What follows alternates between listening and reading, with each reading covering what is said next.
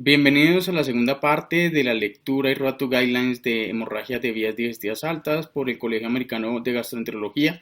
En esta segunda parte ya es muy corta y muy concreta. Veremos lo que podemos ofrecer al paciente desde el punto de vista de la endoscopia, terapias hemostáticas. También nos enseñan un poco más de cómo podemos administrar el omeprazol después del diagnóstico endoscópico. Nos hablan de los bolos versus infusión, lo cual es grandioso, y finalizaremos con cómo actuar ante una recurrencia de una hemorragia de vías digestivas altas. Es realmente una parte muy concreta, me gustó mucho y espero que la disfruten tanto como la disfruté yo leyéndola. Muchas gracias. Recuerden que ayer vimos la parte de las generalidades de hemorragia de vías digestivas altas, los puntajes de riesgo y la medicación preendoscópica y el soporte de terapia transfusional. Ahora nos van a hablar de la endoscopia para vías digestivas altas y lo primero que nos van a mencionar es el tiempo de endoscopia. El panel sugiere que los pacientes admitidos a observación hospitalaria por una hemorragia de vías digestivas altas tengan un endoscopio en las primeras 24 horas desde la presentación. Resumen de la evidencia. Hacer un diagnóstico más temprano no es suficiente para justificar una endoscopia temprana. La evidencia de un beneficio clínico, económico o resultados en el paciente es requerida o aún se requiere. Potenciales beneficios para una endoscopia temprana incluyen un pronóstico más exacto para guiar el manejo, y esto es también para un tiempo de reinicio de la vía oral y para poder dar alta temprana de forma oportuna, y una provisión más temprana o aportar más tempranamente una terapia médica o endoscópica basada en los hallazgos dentro de la endoscopia. Los riesgos potenciales pueden incluir la muerte o complicaciones si la endoscopia es realizada bajo una reanimación antes de una reanimación apropiada, y el manejo de apropiadamente antes de las comorbilidades activas también, como desenlaces más pobres después de las siguientes endoscopias. Es decir, que si usted se afana en hacer una endoscopia, de pronto no reanima bien a su paciente, eso tampoco es muy bueno. El panel consideró estudios en general en poblaciones de pacientes con hemorragias de vías digestivas altas, también como estudios restringidos a pacientes con presentaciones clínicas que lograron predecir bajo riesgo o alto riesgo de resangrado y muerte. Este lineamiento fue limitado a pacientes quienes han sido admitidos al hospital o han sido hospitalizados, o quienes fueron puestos en una unidad de observación hospitalaria. Los pacientes identificados como muy bajo riesgo, quienes son dados de alta del departamento de emergencias con un seguimiento ambulatorio, no fueron considerados. Los estudios observacionales fueron incluidos porque hay una escasez de estudios sanitarizados controlados directamente evaluando las preguntas pico. A causa de diferencias fundamentales probablemente existentes, porque hay diferencias fundamentales, probablemente existen en características importantes que pueden influenciar los desenlaces entre los pacientes quienes reciben y quienes no reciben una endoscopia temprana en estudios no autorizados. Solo incluimos estudios observacionales que intentaron un ajuste estadístico adecuado en la evaluación de desenlaces. Entonces, población en general con hemorragias de vías digestivas altas. Ningún estudio autorizado controlado evaluó la endoscopia dentro de 24 horas versus más de 24 horas. Aunque un estudio autorizado controlado comparó la endoscopia realizada en menos de 12 horas versus más de 12 horas después de la presentación en pacientes consecutivos con hemorragias de vías digestivas altas. Los autores reportaron resultados solo en aquellos con úlceras hemorrágicas confirmadas endoscópicamente, y encontraron que no hay ninguna reducción en los resangrados, 3.7 versus 4.9%.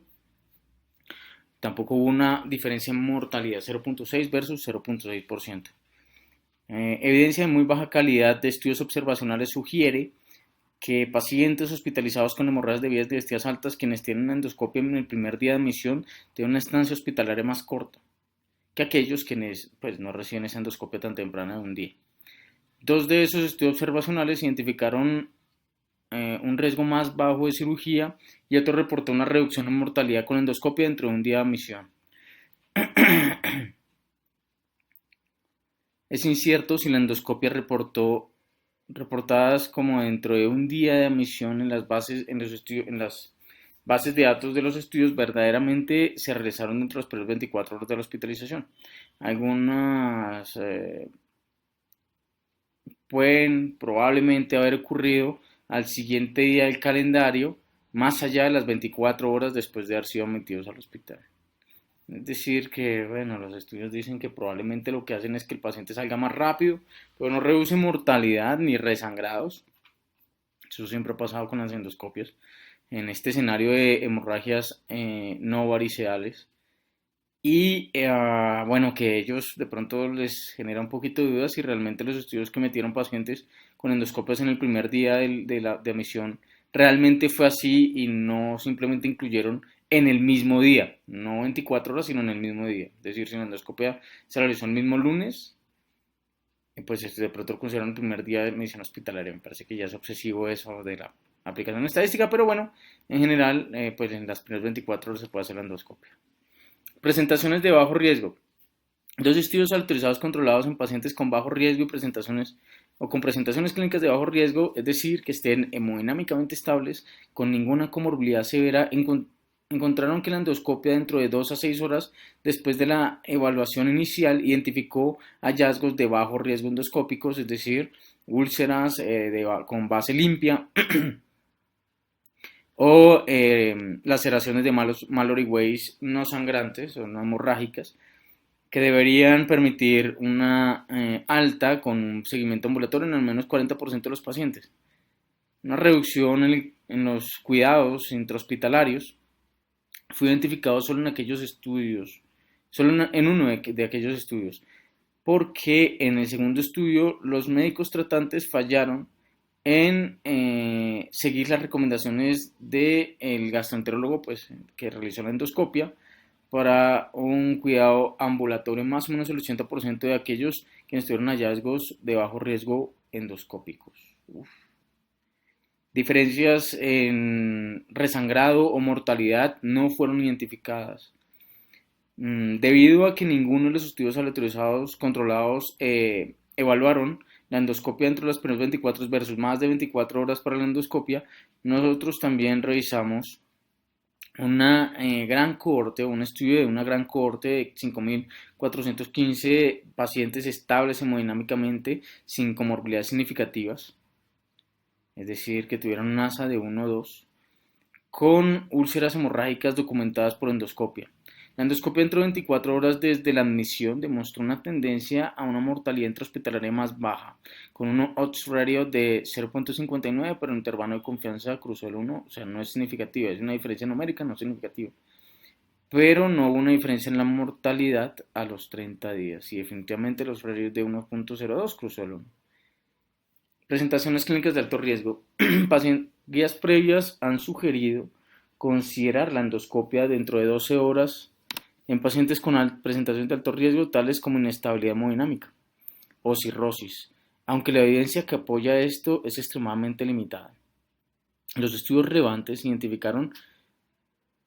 identificamos dos estudios relevantes que incluyeron dos estudios observacionales, usando ajustes estadísticos, y los resultados fueron controvertidos. Una cohorte danesa nacional de pacientes consecutivos con úlceras hemorrágicas confirmadas endoscópicamente encontró un incremento en la mortalidad en pacientes de alto riesgo con una endoscopia muy temprana o tardía.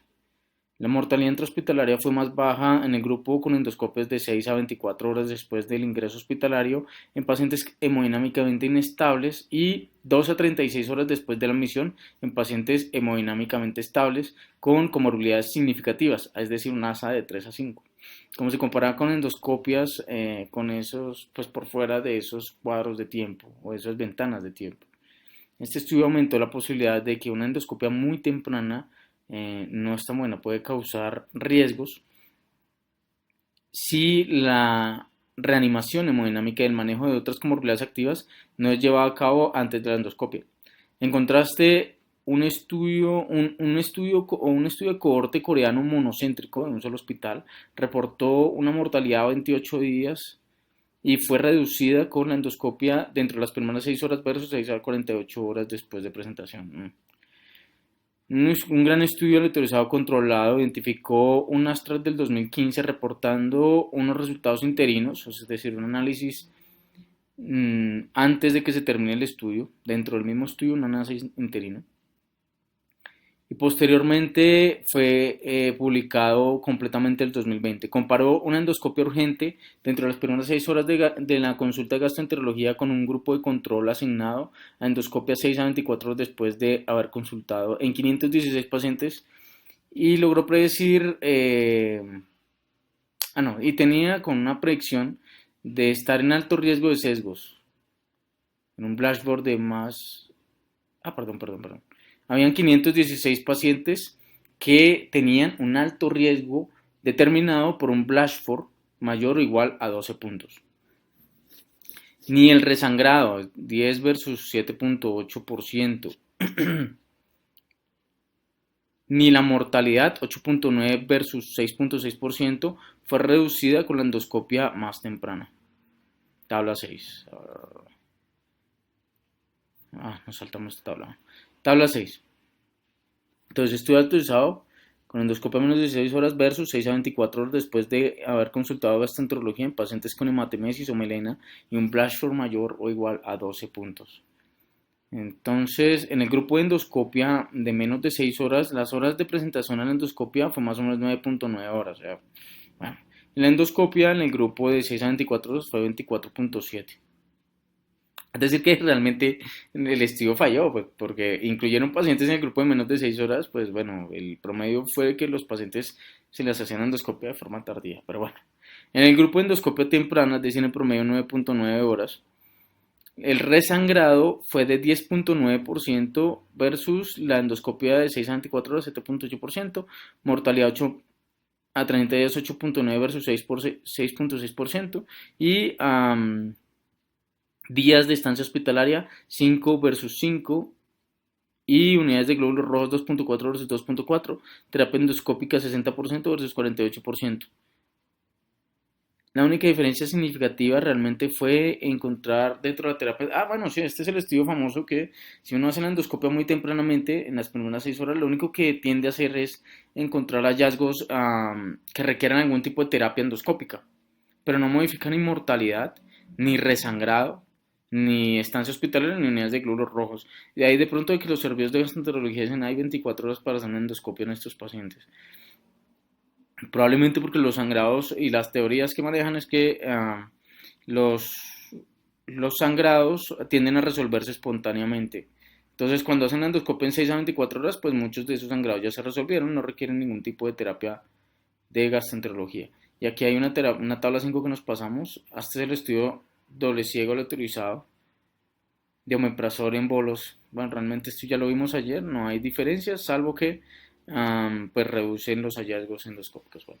Similarmente, ningún beneficio, continuando con la endoscopia, no hay ningún beneficio que haya sido visto en duración de la hospitalización o requerimiento de soporte transfusional, aunque el tratamiento hemostático fue 11.6% más frecuente en el grupo de endoscopia urgente.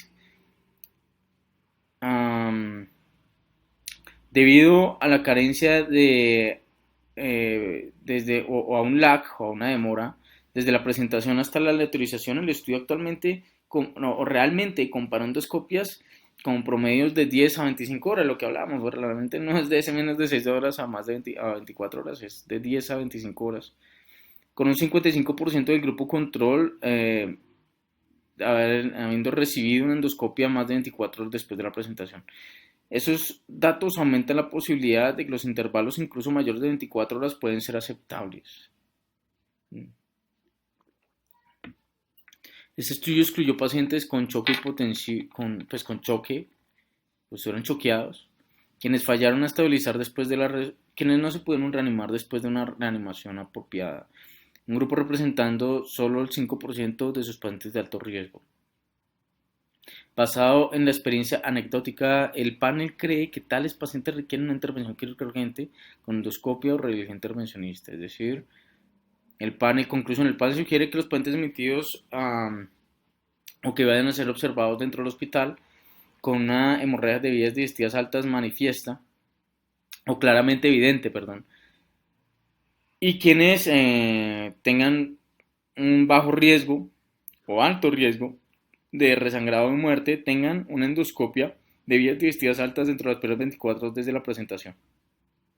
Esta decisión fue basada en el potencial beneficio económico, porque reduce la estancia hospitalaria, también como un beneficio potencialmente clínico y mortalidad y necesidad de cirugía en estudios observacionales. Elegimos usar el tiempo de presentación mejor que desde la admisión, dado la probabilidad de una amplia variación en los tiempos desde la presentación a admisión a lo largo de distintas instituciones. Aunque los estudios observacionales, apoyando un umbral de un día, usaron mejor el tiempo desde presentación a endoscopia, mejor que el tiempo desde ingreso a urgencias a endoscopia como punto de inicio o punto de corte. El panel está preocupado de que las instituciones con muchas demoras entre la presentación y la hospitalización puedan tener periodos de inaceptablemente prolongados para la endoscopia si el tiempo de admisión se utiliza. Sí, eso es cierto. Dado un gran estudio observacional aumentando la probabilidad de riesgo con endoscopias muy tempranas en pacientes con inestabilidad hemodinámica o comorbilidades significativas y un estudio aleatorizado muy grande, o bueno, grande, indicando ningún beneficio de endoscopia muy temprana en pacientes de alto riesgo. El panel está de acuerdo en que la reanimación y los cuidados de otras comorbilidades activas debería ser llevado a cabo como sea necesario antes de la endoscopia y no incluye la sugerencia del 2012, en las guías del 2012, de que la endoscopia dentro de las primeras 12 horas puede ser considerada en pacientes con presentaciones de alto riesgo. El panel notó que esta práctica parece ser diferencia a los abordajes de choque hemorrágico por trauma, el cual incluyen una intervención hemostática rápida con una administración limitada de cristaloides y target u objetivos o metas de presión arterial baja. Si tales abordajes son beneficiosos en un subgrupo de pacientes con choque por una hemorragia de vías digestivas altas, aún es incierto. Los datos en pacientes hemodinámicamente estables, sin comorbilidades severas, apoyan que la endoscopia tan pronto sea posible dentro de las horas rutinarias, porque esto puede permitir una alta temprana en una proporción sustancial de pacientes que estén en presentaciones endoscópicas de bajo riesgo, por ende reduciendo la duración de la estancia hospitalaria y los costos, sugiriendo el manejo inicial desde el tiempo de la presentación hasta la endoscopia, como es mostrado en la figura 2. Ya es un algoritmo, es este. Entonces, un paciente nos ingresa a urgencias. Vamos con este algoritmo porque aquí pasamos a otra recomendación. Entonces, paciente quien se nos presenta inicialmente, pues aquí no nos lo dicen, pero pues un paciente que llegue con síntomas de hemorragia de vías digestivas altas y le calculemos un Blatchford y este es de 0 a 1 puntos. Ese paciente nos recomiendan, de hecho, no nos sugieren, nos recomiendan que le demos alta desde emergencias, desde urgencias, con un manejo ambulatorio si no hay ninguna otra razón por la hospitalización. Y recuerden que el Blatchford debe ser además apoyado por la red de apoyo social, por las comorbilidades, que no esté descompensado de otras causas. Bueno. Y el paciente definitivamente tiene un Glasgow Blatchford de 2 o más puntos. Hospitalice ese paciente o llévelo a la unidad de observación. Inicie una reanimación apropiada, inicie un tratamiento apropiado para las comorbilidades, póngale transfusión si la hemoglobina está por debajo de 7, recuerden que pues, si tiene comorbilidades cardiovasculares, el punto de corte es 8, pero que si tienen angina y tienen cardiopatía isquémica, probablemente el punto de corte es más alto, pues, algunos sugieren que 10, pero no hay mucha evidencia para ese punto de corte. Sugirieron la eritromicina 250 miligramos en una infusión de 30 a 90 minutos antes de la endoscopia de digestivas altas. No hay recomendaciones a favor o en contra del IVP, pero recuerden que ellos dijeron que sí, es mejor poner el IVP, que no, pues eso puede ser costo efectivo. La endoscopia se realiza en las primeras 24 horas, entonces, según lo que nos acaban de mencionar. Si hay presentaciones de bajo riesgo, ahorita ya nos mencionan eso. Pero si es una úlcera de base limpia o es un desgarro de Mallory Weiss no sangrante o son erosiones, dele salida al paciente si sus signos vitales están estables y la hemoglobina y no hay ninguna otra razón para hospitalizarlo. Pero si el paciente tiene una presentación que es no bajo riesgo, bueno, alto riesgo, que es una úlcera con estigma de hemorragia, varices, neoplasias, en lesiones de Dieuffoy, ese paciente debe permanecer hospitalario y pues, pedirse una consulta a los gastroenterólogos. Bueno, el manejo inicial de los pacientes con sangrado gastrointestinal clínicamente evidente. Y por aquí nos dicen que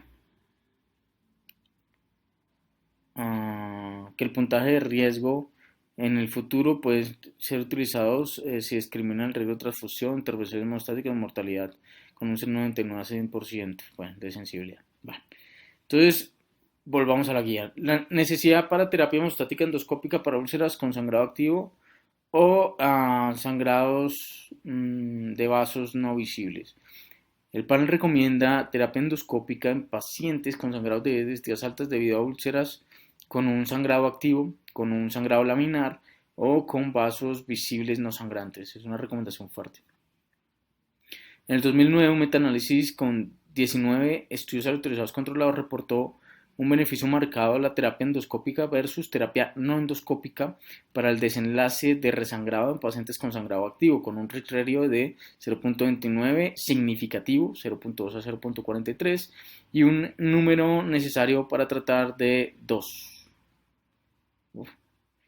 Y para sangrados no visibles, de vasos no visibles, un criterio de 0.49 significativo con un NNT de 5. NNT, pues es el número necesario para tratar. Yo sé que esto ya lo saben la gran mayoría, pero para el que no sepa, es el número de pacientes que hay que ofrecerle la terapia para obtener algún beneficio. Entonces, de cada 5 pacientes que le ofrecemos terapia hemostática por vasos sangrantes no visibles, pues 1 obtiene un beneficio clínico significativo. Pero vean eso tan bueno, un sangrado activo, pues obviamente un sangrado activo, pues al hacer la hemostasia le sirve a 1 de cada 2 pacientes. El beneficio de la mortalidad no fue documentado. No hubo más estudios aleatorizados controlados que hayan sido identificados. La mayoría de los estudios aleatorizados controlados y el metaanálisis citado combinan sangrado activo y un sangrado laminar en una única categoría llamada sangrado activo. El sangrado pulsátil, mejor dicho, es mucho menos frecuente que el sangrado laminar. Esto es, en un gran estudio prospectivo, reportó 68, es decir, 17% de 397 pacientes con úlceras hemorrágicas de las que estuvo un sangrado pulsátil. En adición, solo el 17% de los sangrados de alto riesgo son pulsátiles. En adición, la mayoría de los sangrados parece ser más frecuente en pacientes con sangrado pulsátil que en sangrado activo. Perdón. En adición, el resangrado parece ser más frecuente en los pacientes con sangrado pulsátil que en los sangrados laminares. Aún así, los resangrados en pacientes con sangrado laminar fueron manejados sin endoscopia, son lo suficientemente altos como para apoyar una recomendación de terapia endoscópica. Un resumen de 8 estudios prospectivos que incluyó pacientes con sangrado laminar sin terapia endoscópica reveló una tasa acumulada o un pull rate de resangrado del 39%, eso es altísimo, con un rango que varía del 10 al 100%. Es de notar que la definición de sangrado laminar puede variar ampliamente entre los distintos endoscopistas. Algunos estudios requieren sangrado continuo por 5 minutos de observación, que sea rotulado como sangrado activo, lo cual debería reducir la categorización de menor y sangrado temporal después de un trauma por el procedimiento, como un sangrado laminar. Conclusión, como se indica en las guías del 2012, la terapia endoscópica aporta beneficios clínicos importantes en pacientes con sangrados digestivos altos debido a úlceras con hallazgos de alto riesgo de sangrado activo y vasos visibles no sangrantes o no hemorrágicos. Siguiente recomendación: necesidad de terapia endoscópica para úlceras con un trombo adherente.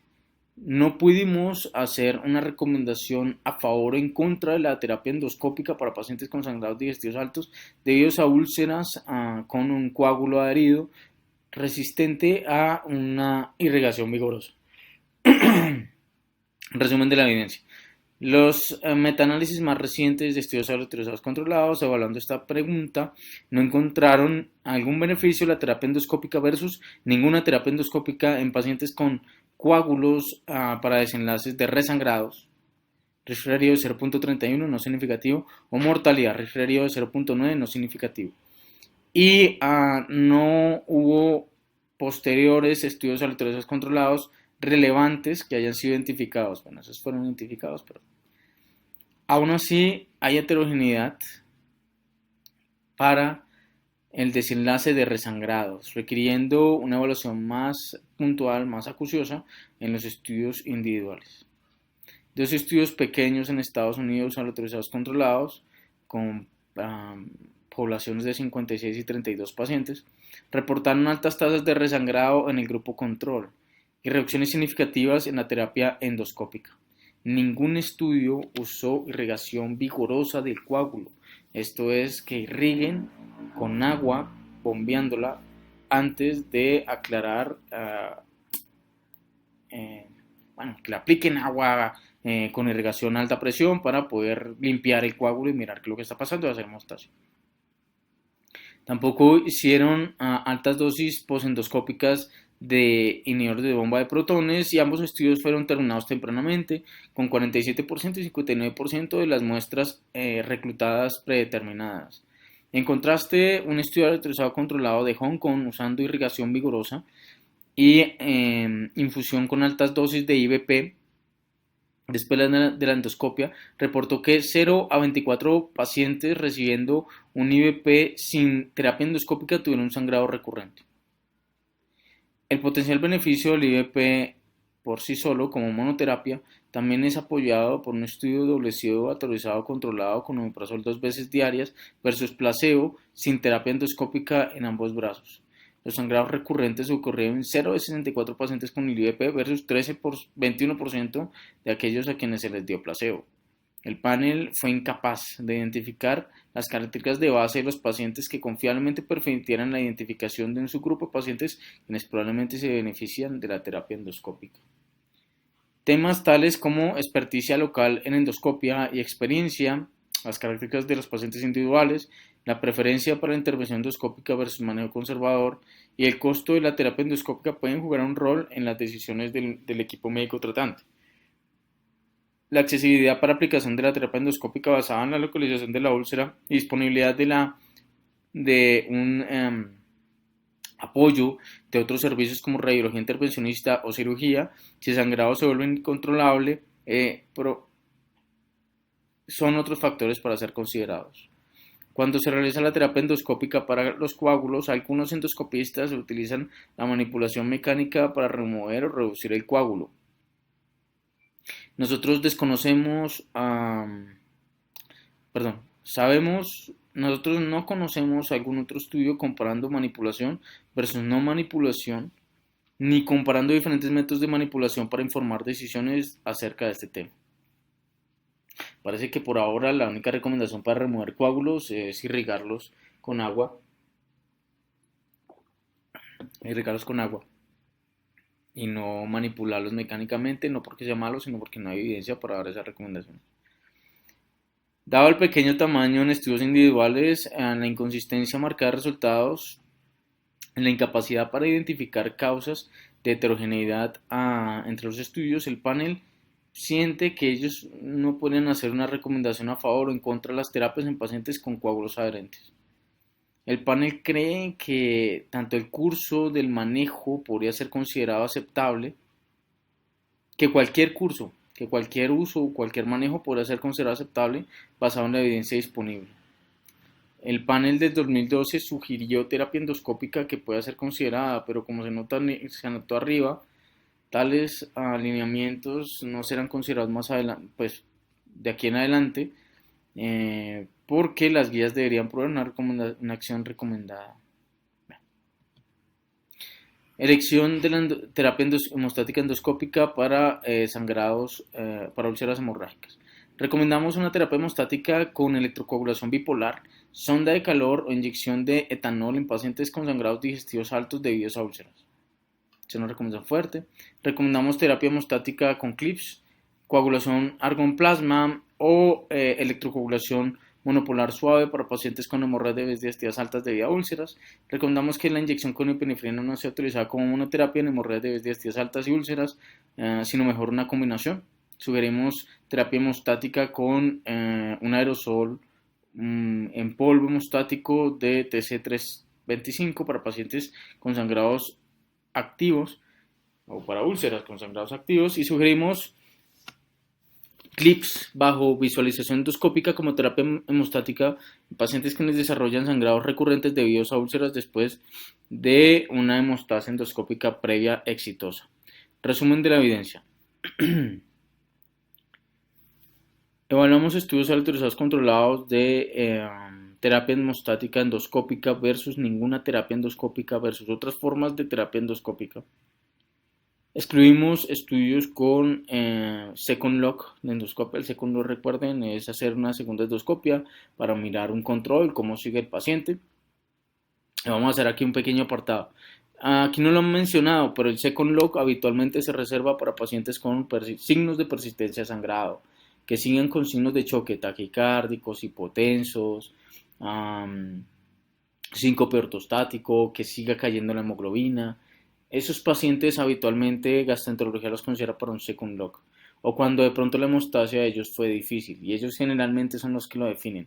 Pero en general, si un paciente llega con un sangrado digestivo alto, con presentaciones de alto riesgo, esto es un sangrado laminar, un sangrado pulsátil, un coágulo adherente sin sangrado o un sangrado activo con un vaso no visible, esos 4 pacientes generalmente no los dejan hospitalizados, habitualmente 72 horas, y generalmente uno lo que hace es continuar el IVP endovenoso, no les deja vía oral, y habitualmente a las 72 horas ellos lo valoran, ¿sí? Ellos siempre son muy juiciosos, ellos lo valoran y nos dicen si hacemos la segunda endoscopia o no, ¿va? Generalmente la hacen. Pero el punto es que las melenas, la persistencia de melenas no es razón suficiente para hacer un second look endoscópico. Ojo con eso es pregunta de examen de residencia. Bueno, continuemos. Excluimos pacientes con second look endoscópico en el cual la endoscopia de rutina, o repetir una endoscopia de rutina con retratamiento endoscópico fue realizado. Típicamente, más o menos un día después de la endoscopia, dice, bueno, yo se me controló a las 24 horas. Porque esto impacta en nuestros desenlaces predefinidos, es decir, resangrado y mortalidad. Y no es algo recomendado o una práctica estándar en los Estados Unidos, aquí en nuestro medio, en Colombia tampoco. En adición, aunque ciertas características de base han sido asociadas con incremento del riesgo de resangrado después de la endoscopia, no evaluamos formalmente el uso de otras terapias profilácticas después de una terapia endoscópica exitosa. Aún así, la embolización arterial tras catéter profiláctica después del tratamiento endoscópico, inclusive en pacientes con presentaciones de alto riesgo, no puede ser recomendada basada en un estudio aleatorizado controlado en 241 pacientes con úlceras en alto riesgo de resangrado. Sonda de calor y electrocoagulación bipolar. Un metaanálisis de 15 estudios aleatorizados controlados demostró que el contacto térmico o los dispositivos de contacto térmico de electrocoagulación bipolar y sondas de calor reducen los resangrados posteriores, con un risk ratio de 0.44 significativo, un NNT de 4 y una mortalidad, un risk ratio de 0.58 también significativo comparado con ninguna terapia endoscópica. Las modalidades probablemente que son similares en eficacia. Estas dos modalidades, la electrocoagulación bipolar y la sonda de calor, probablemente son similares en eficacia. Un metaanálisis de 3 estudios aleatorizados controlados demostró un risk ratio de resangrado con una sonda de calor versus electrocoagulación bipolar de 1.01, un intervalo de confianza que no es significativo. Recomendaciones previas para la hemostasia de contacto térmico incluyen el uso de sondas grandes de 3.2 milímetros con presiones firmes o máximas en escenarios de más o menos 15 W, con 8 a 10 segundos de aplicación para electrocoagulación polar y 30 Joule de sonda de calor. Inyecciones esclerosantes. Ok. Inyecciones esclerosantes. Un metaanálisis de 3 estudios autorizados controlados reveló que la inyección con etanol absoluto redujo el resangrado. RIR de 0.56, NNT de 5, mortalidad RIR de 0.18, NNT de 9. Comparado con ninguna terapia endoscópica. Tabla 7. Vamos a mirar. Tabla 7. Metaanálisis de estudios autorizados controlados comparando la terapia endoscópica térmica, inyección o clip versus ninguna terapia u otra terapia endoscópica. Entonces nos ponen aquí la terapia endoscópica que le vamos a poner, la terapia comparadora, el número de estudios y las escenas que miden es resangrado y mortalidad. Entonces la terapia térmica reduce tanto resangrado como mortalidad comparado con ninguna terapia endoscópica. Si le ponemos etanol versus nada, pues también reduce resangrados y mortalidad. Si le ponemos epinefrina más inyección de polidocanol versus ninguna terapia, no reduce de forma significativa ni el resangrado ni mortalidad, pues no. Y una versus otra. Entonces, ¿qué pasa si le ponemos terapia térmica versus electrocoagulación bipolar o sonda de calor versus solo ponerle alcohol o etanol, una inyección de alcohol, de etanol? Pues no hay diferencias significativas. Los clips versus la inyección de epinefrina, realmente hay menos resangrados con los clips, pero no hay diferencia de mortalidad. Y los clips versus la terapia térmica o electrocoagulación bipolar, no hay diferencias significativas en ninguno de los grupos. Inyección de epinefrina más alguna otra modalidad versus solo la inyección de epinefrina reduce resangrados pero no mortalidad. Y la coagulación plasma-argón con epinefrina o sin epinefrina, no importa, versus la inyección de epinefrina y cualquier otra modalidad, no hay diferencias significativas. Eso vamos. Típicamente, goteos de 0.1 a 0.2 mililitros por inyección son utilizados, con un volumen máximo que se limita a 1 a 2 mililitros para minimizar lesiones serias tisulares. Otro agente esclerosante, el polidocanol, también ha sido estudiado generalmente en combinación con epinefrina y un metaanálisis de 6 estudios autorizados controlados comparando epinefrina versus polidocanol versus ninguna terapia endoscópica reveló una tendencia a menor resangrado con un RIR de 0.6, pero diferencia numérica más no clínicamente significativa. Y ninguna diferencia en mortalidad, RIR de 0.8 no significativo. El panel por ende recomendó la inyección con etanol absoluto, pero no recomendó el polidocanol.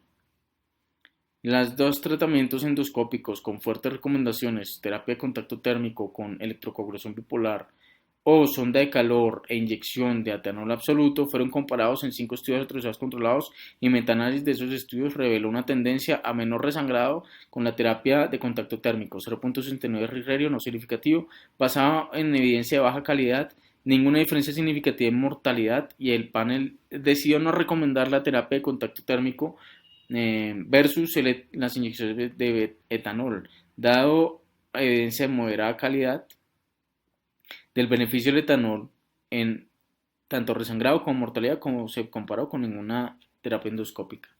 ¿Qué hay de los clips? La evidencia para los clips es menos robusta, con una carencia de estudios aleatorizados comparaciones aleatorizadas con ninguna terapia endoscópica. Los clips fueron comparados con monoterapia de epinefrina en 2 estudios autorizados controlados. Nuestros metaanálisis de esos estudios aportaron evidencia de baja calidad en reducción de los resangrados,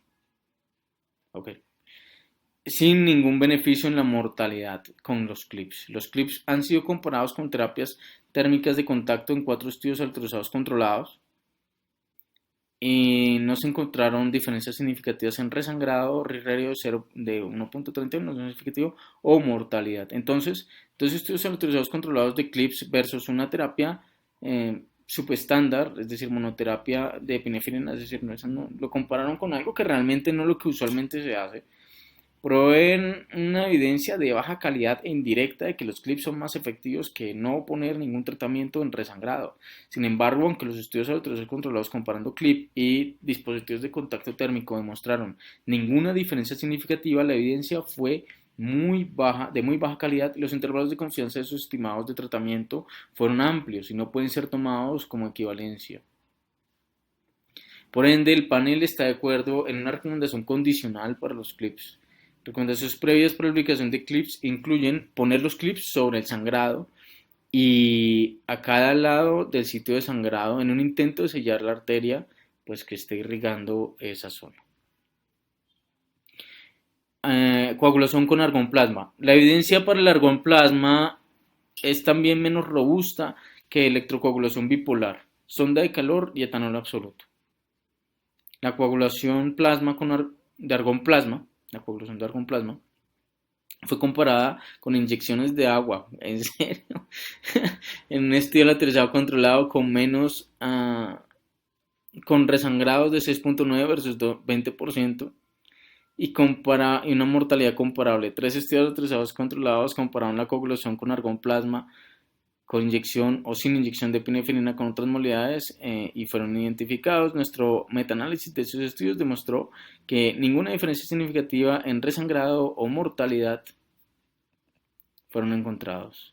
Dado la evidencia de muy baja calidad de la coagulación con argonplasma, es más efectiva que ningún tratamiento a razón de que hay menos resangrado que una terapia subestándar, que es una inyección pues, de agua, y una evidencia de muy baja calidad de que la coagulación con argonplasma no es diferente de otras modalidades. El panel está de acuerdo en una recomendación condicional para coagulación con argonplasma.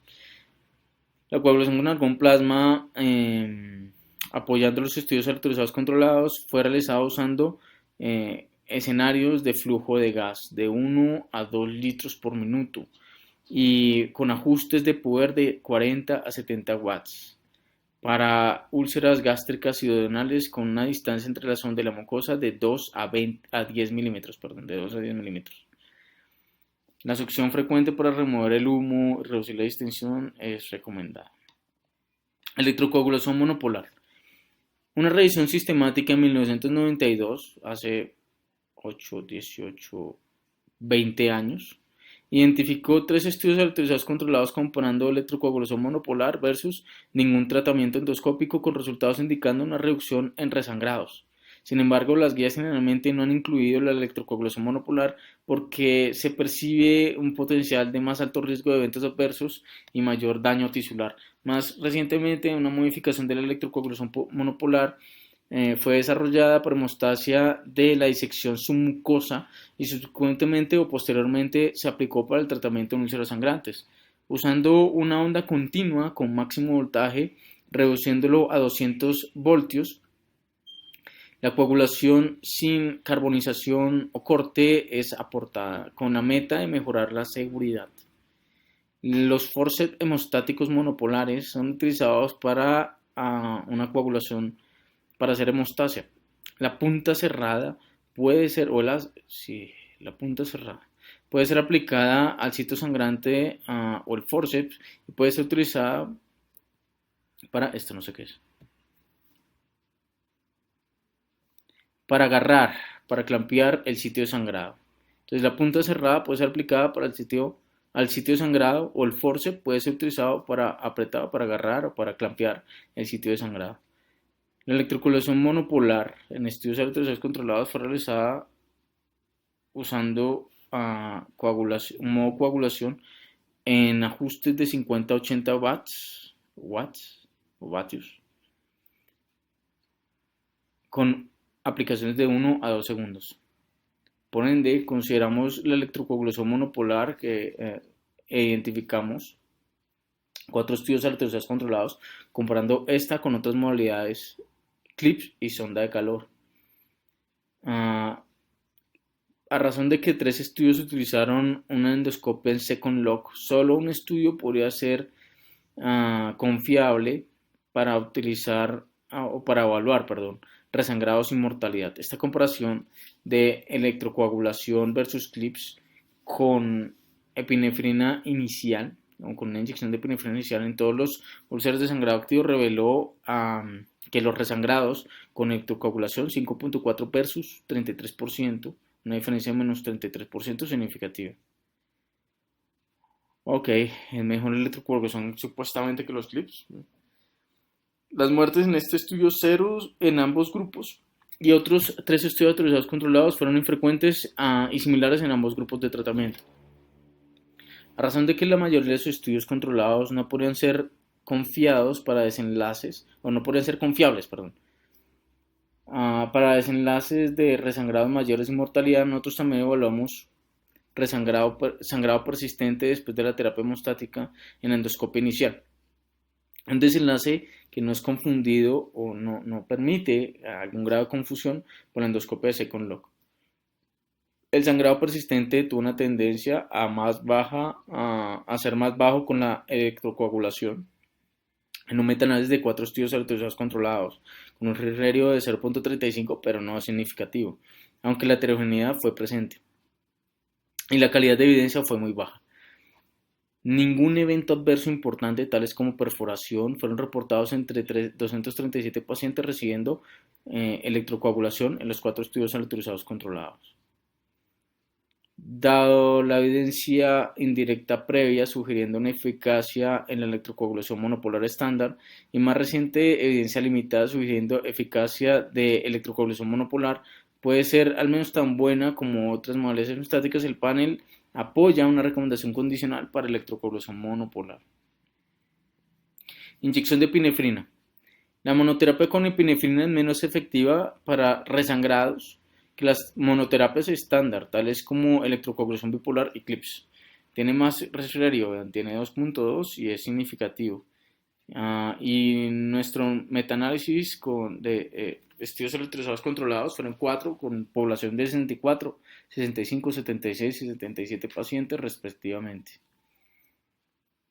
La epinefrina, una segunda modalidad, es más efectiva que la monoterapia de epinefrina para resangrado con un riesgo de 0.34 significativo. En metaanálisis de 7 estudios autorizados controlados, en ese metaanálisis de estudios de 7 estudios autorizados controlados. Entonces el panel recomienda que no se debería utilizar epinefrina como monoterapia. La epinefrina debería siempre ser utilizada en combinación con otra modalidad hemostática. La epinefrina es más comúnmente utilizada en una dilución de 1 en 10.000, típicamente inyectada de 0.5 a 2 mililitros o en dosis de 0.5 a 2 mililitros. Epinefrina combinada con otras modalidades. El panel también, inyección de epinefrina combinada con otras modalidades. El panel también consideró la pregunta de si las modalidades tales como dispositivos de contacto térmico o clips deberían siempre ser utilizados en combinación con la inyección de epinefrina. Los endoscopistas comúnmente utilizan epinefrina en pacientes con sangrado activo para reducir el sangrado y mejorar la visibilidad antes de aplicación de otras modalidades en pacientes con estigmas con altos riesgos o con estigmas de alto riesgo con presentaciones no hemorrágicas, para prevenir el resangrado durante la aplicación de otra modalidad. Metaanálisis de 2 estudios pequeños autorizados controlados comparando epinefrina antes de la electrocoagulación bipolar versus electrocoagulación bipolar como monoterapia reveló que los resangrados son más bajos con la terapia combinada, riesgo de 0.35 significativo, sin una diferencia significativa en mortalidad, riesgo de 0.49 no significativo. Debido a las tasas de resangrado 25%, 34%, fueron inusualmente altas en el brazo de monoterapia bipolar y la evidencia de calidad moderada indica que la electrocoagulación bipolar, la monoterapia de sonda de calor, reduce resangrados y mortalidad. El panel no cree que esta evidencia limitada permita una sugerencia de que la terapia o los dispositivos de contacto térmico deberían siempre ser precedidos por una inyección de epinefrina. Los metaanálisis de 2 estudios pequeños autorizados controlados comparando CLIPS más epinefrina versus solo CLIPS reveló ninguna diferencia significativa en resangrados o mortalidad. Sin embargo, en ambos estudios la epinefrina fue inyectada después de haber puesto el CLIP. Algunos endoscopistas utilizan la epinefrina después de aplicar el clip, mejor que antes, para evitar edema local con grandes inyecciones de volumen. Y puede hacer la aplicación del clip más difícil o tratar sangrados residuales después de poner el clip. ¿Qué hay del aerosol en polvo hemostático TC325? Entonces evaluamos el polvo hemostático. Eso suena raro. Polvo hemostático, restringiendo nuestra búsqueda a productos comercialmente disponibles en Estados Unidos en el momento de que este documento fue redactado. El TC325 solo adhiere a lesiones de sangrados activos, así que su uso en lesiones no sangrantes o no hemorrágicas es probablemente inefectivo. Un catéter de suministro, es decir, el catéter que aplica el aerosol, con su punta de 1 a 2 centímetros desde el punto... no, mentiras, perdón. Un catéter de suministro, o sea, el catéter que lo aplica, con su punta de 1 a 2 milímetros de distancia desde al sitio de sangrado, es utilizado para aplicar el TC325 en ráfagas de 1 a 2 segundos hasta que el sangrado es cubierto y el sangrado se detiene. El sitio de sangrado es cubierto y se detiene. Dos estudios autorizados controlados fueron identificados, pero no fueron confiables a causa de que se realizó de rutina un second log endoscópico. Somos conscientes de que un estudio autorizado controlado grande de Lau y sus colaboradores, en el momento de nuestra búsqueda de literatura y resultados de estudios completos, posteriormente en el 2020, ellos son conscientes de que hay esos estudios. Este estudio de autorizado controlado de no inferioridad comparó el aerosol hemostático versus la terapia estándar, es decir, clip o termocoagulación estándar versus, con o sin inyección de epinefrina, 224 pacientes con sangrado activo y lesiones no variceales, incluyendo 130 con úlceras. Su desenlace primario, resangrado a 30 días, ocurrió en 12% con el aerosol hemostático versus 15.4% con la terapia estándar, 12 versus 15, en pacientes con úlceras. La diferencia fue no significativa. Recientes guías han sugerido usar el aerosol hemostático como una medida puente o temporal que debería ser seguida por el uso de una segunda modalidad hemostática definitiva. Esto es basado en el hecho de que el aerosol TC325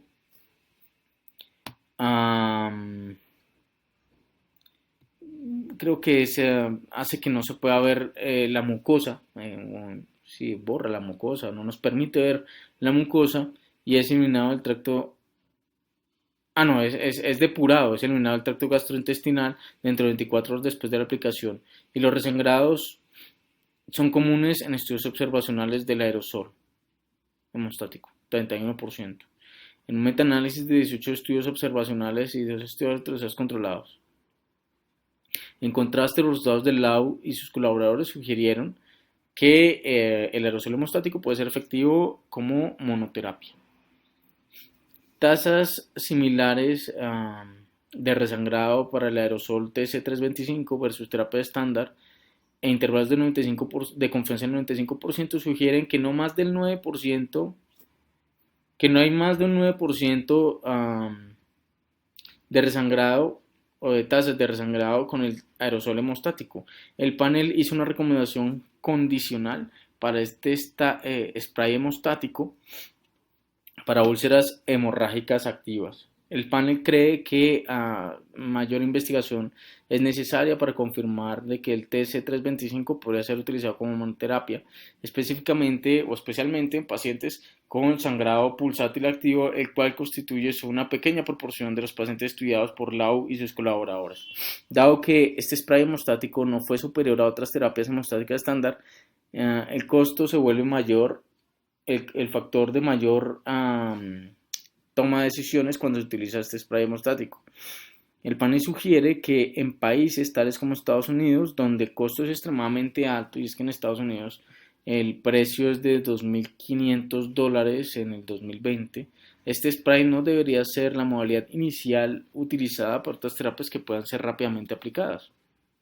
Factores tales como La localización de la úlcera y el tamaño, la experiencia del endoscopista y las terapias disponibles impactarán en la elección inicial en la modalidad inicial a elegir.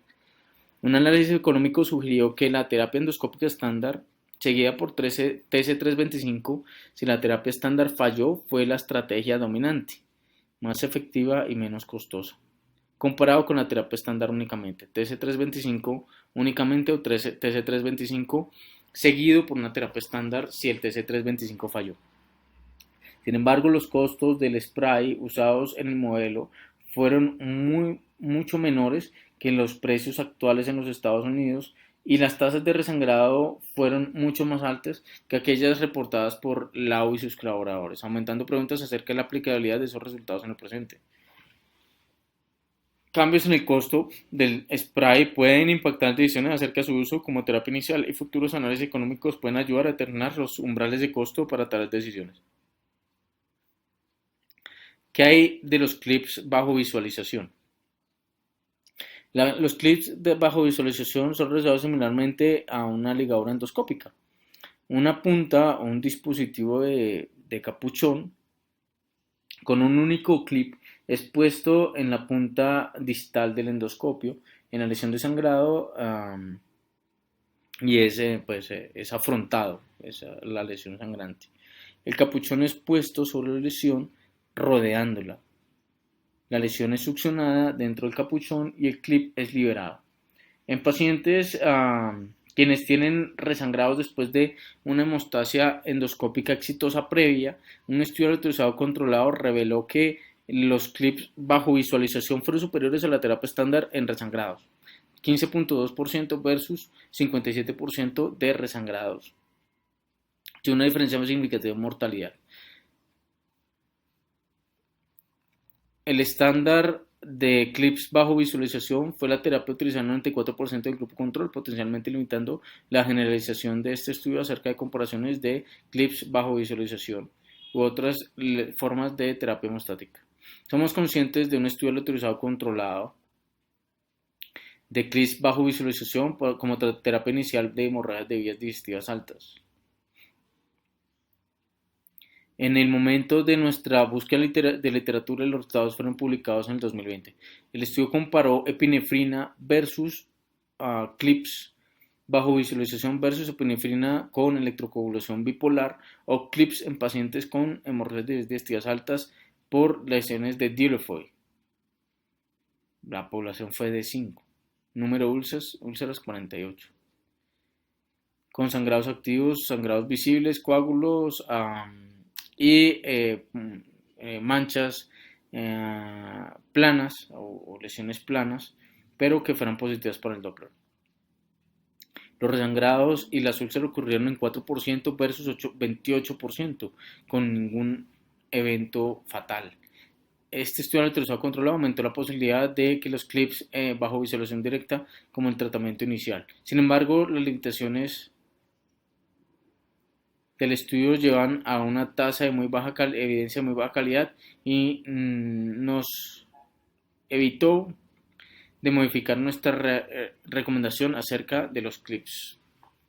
Conclusión, la evidencia de un beneficio clínico con terapia endoscópica es más robusta para los dispositivos de contacto térmico, es decir, electrocoagulación bipolar y sondas de calor. E inyecciones absolutas de etanol.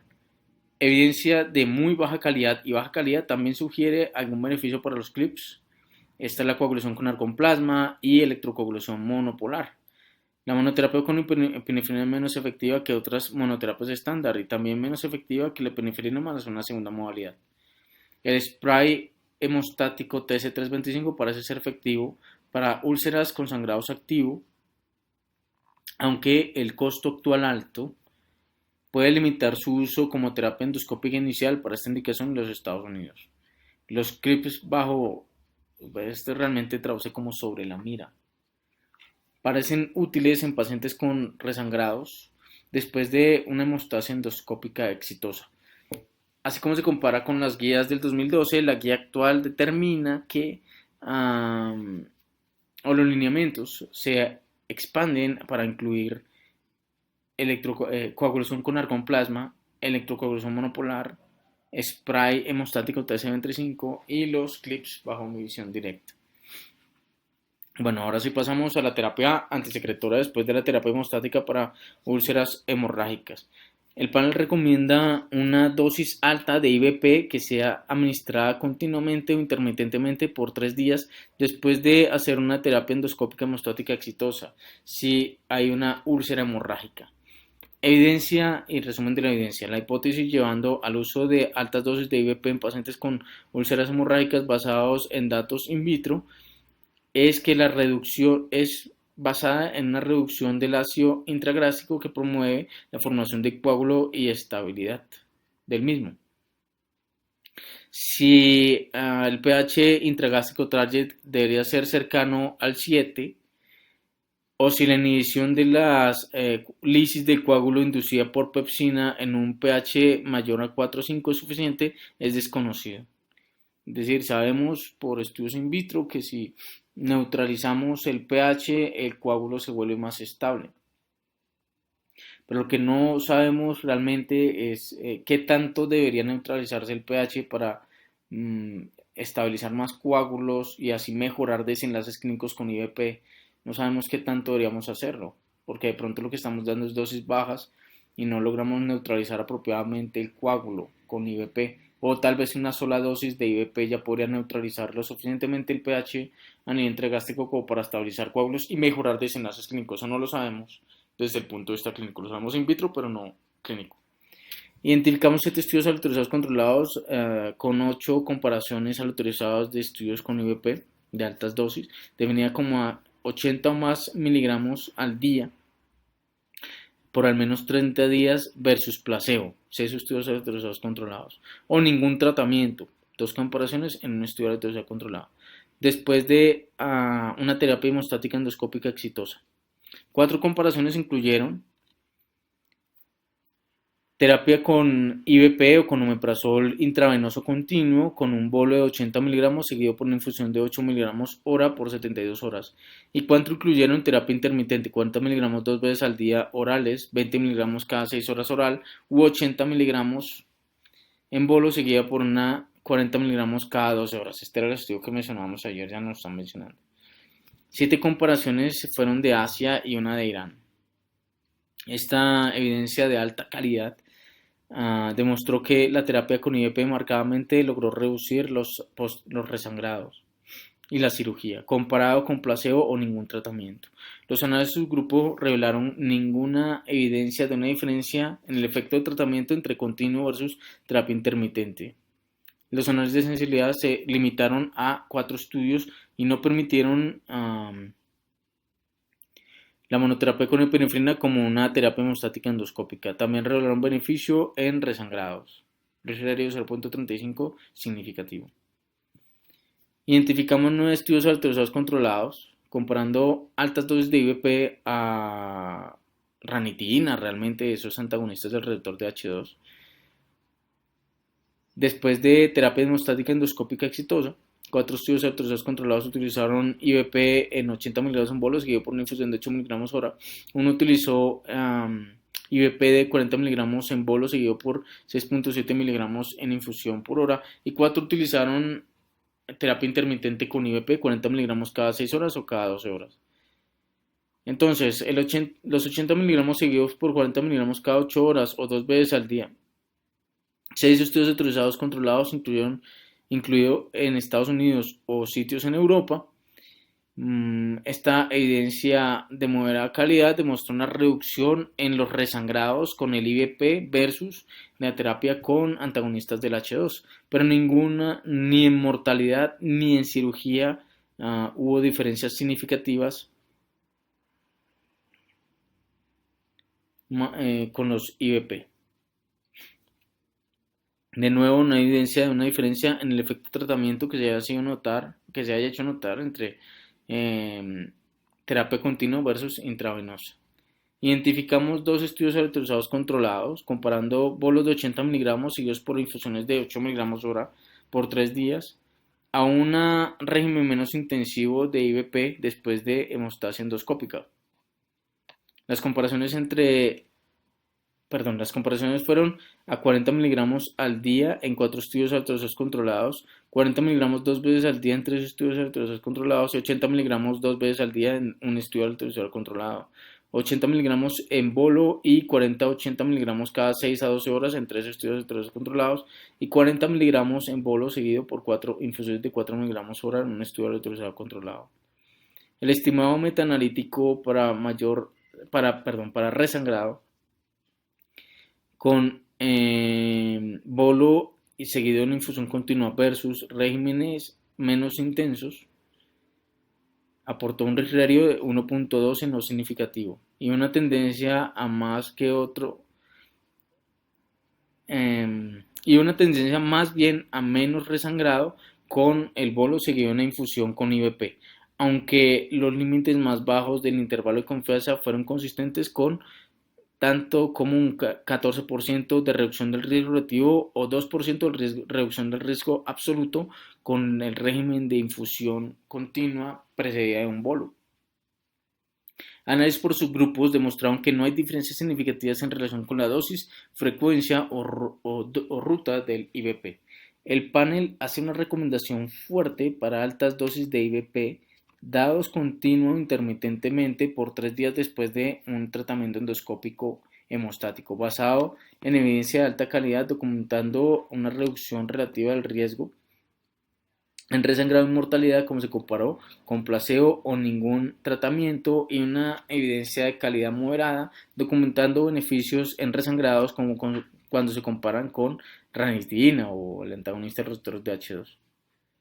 La magnitud del beneficio en esos estudios autorizados controlados fue virtualmente idéntica con altas dosis de bolos de altas dosis seguido por una infusión continua, es decir, lo que conocemos todos, 80 miligramos en bolo, luego una infusión de 8 miligramos hora y dosis intermitentes de IVP con una dosis promedio total de 80 a 160 miligramos, algunos con un bolo inicial de 80 miligramos. El panel entonces considera que la dosis y la ruta de altas dosis de IVP el panel entonces consideró dosis y ruta de altas dosis de IVP.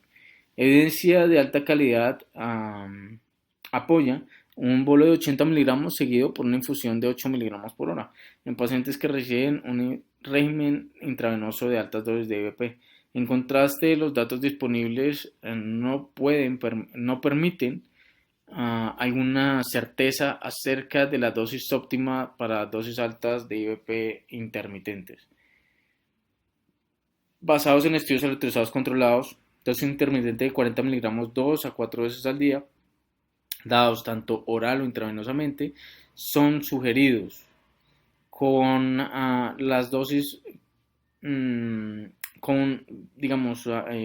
las dosis más altas potencialmente son más deseables. Lo que nos quieren decir aquí es que prefieren que se den dosis más altas, entre más dosis más altas mejor en las poblaciones de este lado del globo terráqueo, a causa de que los IVP son reportados tener menos efecto clínico y farmacodinámico en esta población que en las poblaciones asiáticas. Una dosis inicial o intravenosa en bolo de 80 miligramos puede ser apropiada para alcanzar potencialmente un mayor beneficio en el pH intragástrico en el primer día de tratamiento. Las dosis intermitentes pueden ser dadas oralmente, asumiendo que el paciente está despierto, alerta y sin náuseas, vómito o disfagia. La administración oral parece producir un efecto farmacodinámico similar a las dosis equivalentes de IVP intravenoso, aunque la aparición inicial o el aumento, inicial en el pH intragástrico con un IVP oral puede tener una demora entre 15 a 60 minutos antes de la aparición o del aumento del pH con el IVP. Es decir, el IVP actúa más rápido que el oral, pero pues tienen como la misma potencia, eficacia. La elección de infusión continua versus intermitente puede ser influenciada por factores tales como pues, la facilidad de administración y los costos. En conclusión, altas dosis de IVP definidas como más de 80 miligramos al día por 3 o más días bien sean dados continuo o intermitentemente después de las terapias hemostáticas endoscópicas, reduce los resangrados y la mortalidad. La terapia continua debería ser de 80 miligramos en bolo seguido por 8 miligramos hora en infusión. En contraste, la dosis óptima de dosis intermitentes orales o intravenosas es incierta, aunque sugerimos un bolo de 80 miligramos seguido por 40 miligramos 2 a 4 veces al día. La recomendación actual se extiende a las recomendaciones del 2012 más allá de la infusión continua para incluir las dosis intermitentes orales o intravenosas de IVP siempre y cuando sean altas. Sugeridas en presentaciones endoscópicas o basadas en las terapias médicas. Aquí están las recomendaciones sugeridas por ellos en la figura número 3. Vamos allá. Entonces, figura número 3. La terapia médica endoscópica para úlceras hemorroicas basados en las presentaciones endoscópicas. Entonces, si se nos presenta con un sangrado activo o un vaso visible, se le hace terapia hemostática endoscópica y le damos altas dosis de IVP. Y esto es pues, lo que nos dicen, la infusión continua por 3 días de 8 miligramos hora por previo bolo de 80 miligramos o intermitente un bolito de 80 miligramos y luego 40 cada 12 o cada 6 horas. Si aparece un coágulo adherido a una úlcera, ellos dicen que no tienen como suficiente evidencia para hacer recomendaciones en contra para irrigarlo a hacerle terapia hemostática, pero si nos dicen que en los siguientes 3 días por lo menos debe tener dosis altas de omeprazol. Si hay una úlcera pigmentada, dicen que no le hagan terapia hemostática y que le demos una terapia con IVP estándar. Y terapia con IVP estándar la definen como omeprazol o cualquier IVP una vez al día. Lo mismo, si hay una úlcera con base libre o con base limpia, perdón, no hacer ningún tipo de terapia hemostática y darle la terapia estándar. Es decir, solo deberíamos dejar 72 horas de tratamiento con IVP a los pacientes que tienen sangrado activo o que tengan vasos visibles o que tengan coágulos adheridos a una úlcera. El resto de hallazgos se puede dejar terapia estándar y probablemente manejo ambulatorio, no lo dirán más adelante. Entonces, siguiente indicación. Sugerimos que los pacientes con alto riesgo y hemorragias de vías digestivas altas debido a úlceras, quienes recibieron terapia hemostática endoscópica, sean seguidos por un régimen corto de IVP dentro del hospital y continúen 2 veces al día hasta 2 semanas después de la terapia endoscópica inicial. Entonces, resumen de la evidencia.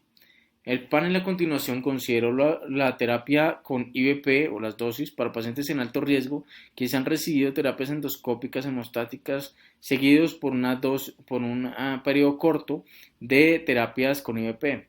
Palabras más, palabras menos, ¿qué vamos a hacer después de las 72 horas de que le dimos la infusión a los pacientes? Un único estudio al autorizado controlado fue identificado que incluyó pacientes quienes se presentaron con un ROCAL mayor o igual a 6 puntos.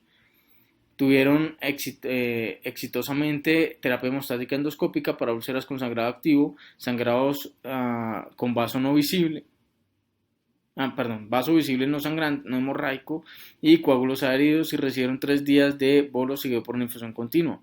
Los pacientes fueron asignados aleatoriamente a 40 miligramos de esomeprazol 2 veces al día versus solo una vez al día por 11 días y entonces todos los pacientes recibieron 2 semanas más de esomeprazol 40 miligramos una vez al día. Los resangrados fueron más bajos tanto en los primeros 14 días y en el análisis de los 28 días, 10.8% versus 28.7%. 2 veces al día de IVP por más o menos 2 semanas fue considerado por el panel que es probablemente lo más seguro, bien tolerado y fácilmente disponible y probablemente relativamente barato. Esos factores combinados con evidencia de baja calidad y eficacia para reducir resangrado llevó al panel a una recomendación condicional de dar IVP 2 veces al día hasta 2 semanas después de la endoscopia inicial en esta población. Después de 2 semanas, el régimen utilizado es simplemente... Después de 2 semanas, el régimen utilizado en el único estudio autorizado controlado relevante cambió a los pacientes a un curso de 2 semanas de solo una vez al día de IVP. La evidencia disponible no nos permite determinar si cursos más prolongados de IVP 2 veces al día o en general una terapia de IVP, pues la estándar, proveería beneficio adicional a esta población. Entonces, conclusión.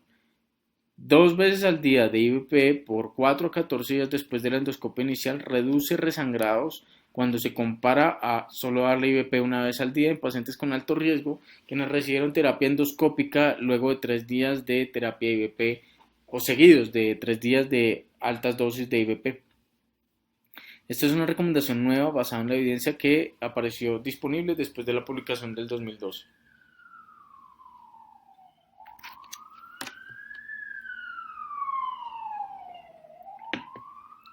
Úlceras recurrentes después de la terapia endoscópica exitosa. Sugerimos que los pacientes con sangrados sugerimos que los pacientes con resangrados después de una terapia endoscópica para una úlcera hemorrágica tengan una segunda endoscopia y terapia endoscópica mejor que vayan a cirugía o que se les haga embolización transcatéter. Un estudio autorizado controlado ha evaluado repetir la endoscopia versus una cirugía urgente en pacientes con resangrados después de la terapia endoscópica. Lau y sus colaboradores encontraron resangrados más frecuentes con endoscopia versus cirugía, 22% versus 6.8%, pero ninguna diferencia significativa en mortalidad, 10 versus 18%, pero el intervalo de confianza no fue significativo. La cirugía fue posteriormente requerida en 27% del grupo asignado a endoscopia, mientras una segunda cirugía fue necesitada solo en 9.1% asignado a la cirugía.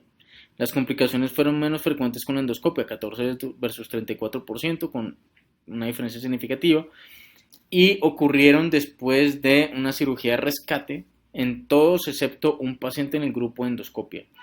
La duración de la estancia hospitalaria fue similar en ambos grupos, dado que la segunda aplicación de la terapia endoscópica fue exitosa en la prevención de resangrado en aproximadamente 3/4 de los pacientes con úlceras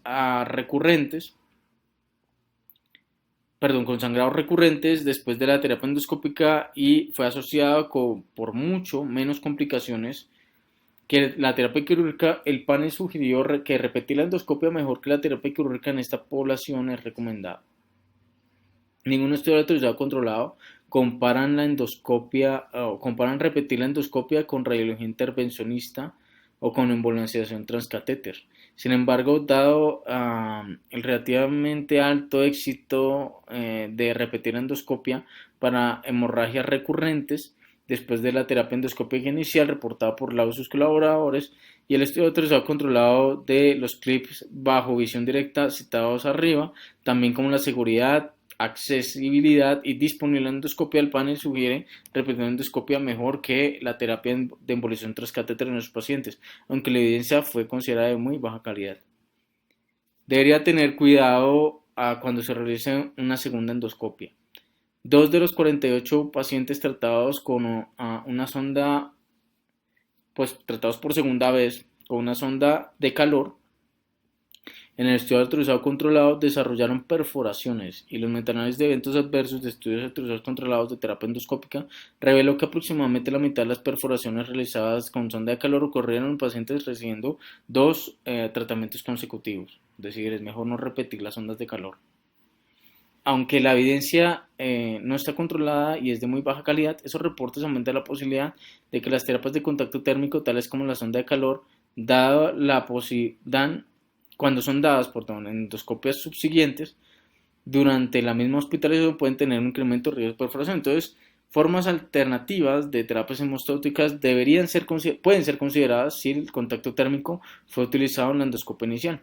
En adición, pacientes ocasionales pueden ser considerados para el tratamiento con embolización transcatéter o la cirugía mejor que repetir la endoscopia basados en presentaciones endoscópicas o clínicas. Por ejemplo, en un estudio utilizado por Lau y sus colaboradores, fallas al repetir la terapia hemostática endoscópica fue asociado con hipotensión en un momento de resangrado y úlceras mayores a 2 centímetros. En conclusión, en un paciente con un sangrado o con un resangrado después de la terapia endoscópica inicial para una úlcera hemorrágica, repetir la endoscopia y una terapia endoscópica exitosa previene resangrados en aproximadamente 3/4 de los pacientes. con muchas menos complicaciones que un abordaje quirúrgico. Esta recomendación no ha cambiado desde el 2012.